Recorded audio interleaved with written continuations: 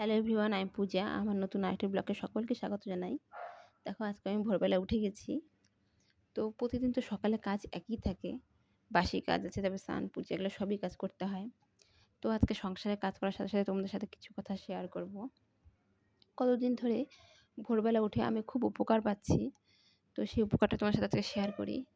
যেমন দেখো, কোনো পূজা পাঠ করছি বা এক্সারসাইজ করছি বা যে কোনো কাজকর্ম করছি, এক তো নিশ্চিন্তে করা যাচ্ছে, তার সাথে মন স্থির করে কোনো ধ্যানে করা যাচ্ছে।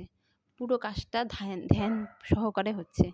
যেমন আগে যেমন কাজ করতাম, পুজো করতাম, এই ছেলে কী করছে, এই মেয়ে কী করছে, কে কোথায় যাচ্ছে, আমার একটা চিন্তা থাকতো সবসময়। পুজো করতে করতেও মানে মনটা এক মনে কিন্তু পুজোর দিকে দেওয়া যেত না।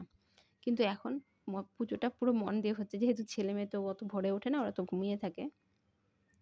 এদিকে আমি একটু এক্সারসাইজ করারও সময় পাচ্ছি। আমি যখন দেরি করে উঠতাম তো তখন মনে হতো আমাকে এক্সারসাইজ করতে হবে, আমাকে ঠাকুরের নাম নিতে হবে, আমাকে হরিনাম করতে হবে। আমার ভগবানের প্রতি ভক্তি মানে আমার খুবই ভগবানের নাম কীর্তন ভালো লাগে।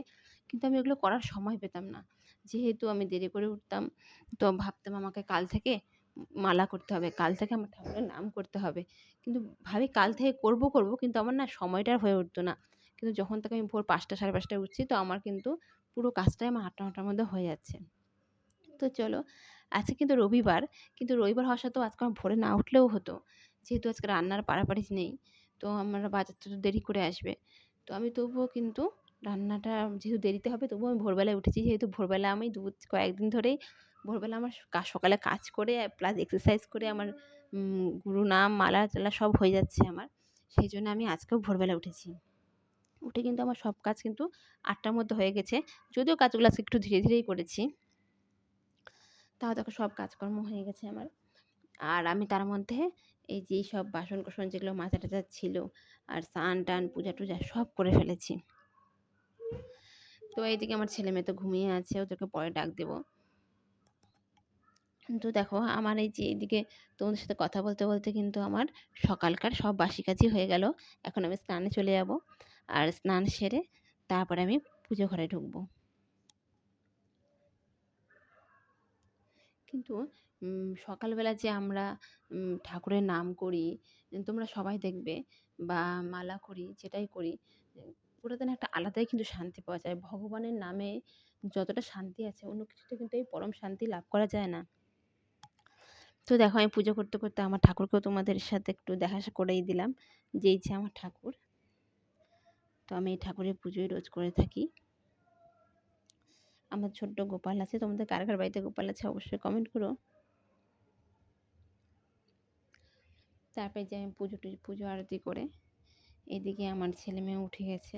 তো ওদেরকেও আমি এখন, আমার ছেলে তো ড্রয়িংয়ে যাবে, তো তাকে আমি এখন দুধ দিয়ে পাউরুটি দিয়েও খাবে। আর মেয়ের কয়দিন ধরে খুব মানে সর্দি, কাশি চলছে। তো ওকে লাল চা একটু দিচ্ছি, যে লাল চাটার মধ্যে একটু ওর মধ্যে রাম তুলসী পাতা, লবঙ্গ, গোলমরিচ, তারপরে আদা-টাদা এগুলো দিয়ে আমি ওকে লাল চা করে দিলাম, যে ওটা তাহলে ও খাবে। আর এমনিতেও রাম তুলসী পাতা মধু খাওয়াই, কিন্তু ওর কাশটা হালকা আছে আর সর্দিটা অনেকদিন ধরেই ও কমে না। তো এভাবে তো চলছে। আর এদিকে ওরা ড্রয়িংয়ে যাবে জন্য আমি একটু পাড়াপাড়িও করছিলাম, যে ওদের কিছু খাবার করে দিই। তো ওরা সকালে হালকা খাবারই খেয়ে গেল, কারণ তাড়াতাড়ি চলে আসবে, এসে ভাত খাবে।